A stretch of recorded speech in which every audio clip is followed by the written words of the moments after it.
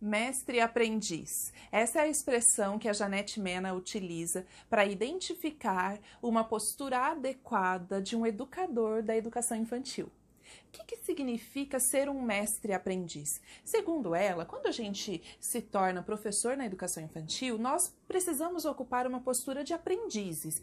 Constantemente nós estamos aprendendo, mas não basta. Ela diz que não adianta a gente ser só um aprendiz disposto e apto a desenvolver conhecimentos, a gente precisa também ocupar aquele papel daquele que facilita a aprendizagem. E como que isso se dá? Como que eu me construo como um mestre e aprendiz? Segundo ela, é a partir das observações, da descoberta que a gente faz a respeito de cada criança e do grupo como um todo. Então, vou repetir para ela, mestre e aprendiz é aquele que consegue aprender sobre cada criança e sobre o grupo como um todo. E como que se faz isso? A partir das observações e da prática reflexiva. E se dá aí, então, um ciclo. As práticas reflexivas afinam a nossa observação e a nossa observação afina a prática reflexiva. E como se observa? Escutando atentamente cada criança e estando presente enquanto as crianças brincam, enquanto você proporciona as experiências, você precisa ocupar ali aquele papel de quem observa e registra e capta o que cada criança está desenvolvendo, o que cada criança está te apresentando, para então você ir fazendo ali, tendo uma pauta construída de observação a respeito de cada criança. Por exemplo, o que tal criança está precisando nesta semana? Qual criança que está necessitando de determinada experiência que eu vou encaminhar a partir de agora? A partir dessa pauta de olhar, desse refinamento da nossa observação, nós vamos construindo o que a autora trata como currículo emergente. Eu vou ler a definição que ela dá para currículo emergente. É um plano de ensino que se baseia nos interesses e nas necessidades das crianças, em vez de em um livro ou nas ideias do professor. Um currículo emergente depende bastante do fato de o adulto ser um aprendiz. Então, a autora vai dizendo que o principal objetivo das observações é a gente descobrir quais são as preferências das crianças, quais são os interesses delas, porque é claro que é muito mais significativo, é muito mais fácil a gente aprender algo que nos importa, que nos interessa. Então, a partir disso, eu também vou descobrindo quais são os meus interesses enquanto educador. E eu vou partilhando esses interesses com as crianças para modelizar. Nessa parte aqui do estudo, nós estamos falando de modelização. E agora, então, eu modelizo o aprendiz. Como que o aprendiz aprende? A partir desses interesses e a partir das pesquisas. Então, como você tem feito aí as suas pesquisas enquanto professor? Você tem estudado cada criança, estudado os conteúdos do seu planejamento?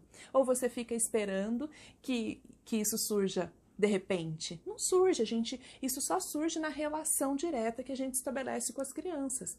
E aí só então a gente pode desenvolver uma prática reflexiva, né, que vai se alimentar desses interesses que nós observamos em relação às crianças e nós vamos ampliar.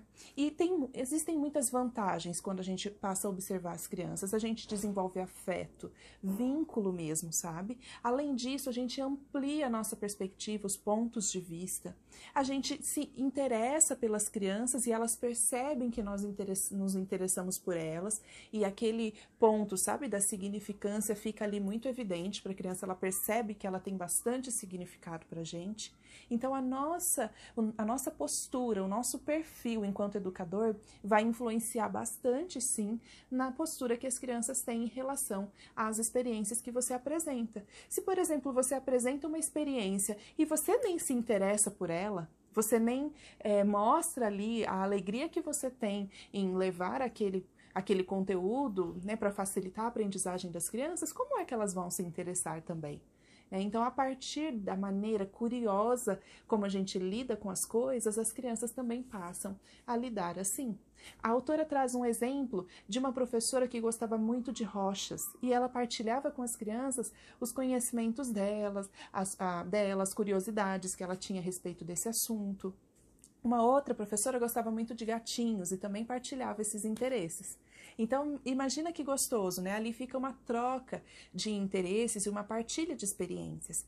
E aí você pode pensar, bom, mas Natúcia, eu trabalho com crianças bem pequenininhas, de 1 ano, 2, crianças que ainda não expressam claramente os interesses. Elas não expressam claramente para você. É importante que você eduque teu olhar para que aprenda a ver as expressões que as crianças têm desde que elas são muito bebês. Elas expressam por meio do próprio corpo quais são os interesses delas. Elas expressam através das brincadeiras quais são esses interesses. Será que você está sendo capaz de ver? Se você não está conseguindo ver, então faça questões, elabore questões, perguntas. Existe um site que se chama Tempo de Creche e ali tem uma referência com algumas pautas de olhar, para que você comece a partir das perguntas, direcionar o seu olhar para responder aquelas questões. Então, como que a criança brinca, quanto tempo ela fica em relação àquele brinquedo, com quem ela se relaciona mais, quais as experiências que ela faz ali enquanto está brincando, por exemplo, com brinquedos de construção. Algumas crianças escolhem construir, outras escolhem derrubar. Por que que isso está acontecendo? Será que tem certo? Será que tem errado? Como a gente lida com essas situações? E aí, a partir dessas observações, a gente propõe uma nova brincadeira, uma nova experiência. Então, quando eu digo que existe aí um ciclo entre prática reflexiva e observação, é isso mesmo. Então, a gente tem uma ação, uma observação, um registro e uma reflexão a partir disso tudo, e que vai movimentar uma nova ação. Como você tem se construído aí como um mestre-aprendiz? Quais são as atividades, os exercícios, o que você tem feito para trabalhar com essa postura? Ou você nunca tinha escutado falar nessa expressão, mas a partir de agora vai começar a se colocar como esse educador que é um mestre-aprendiz?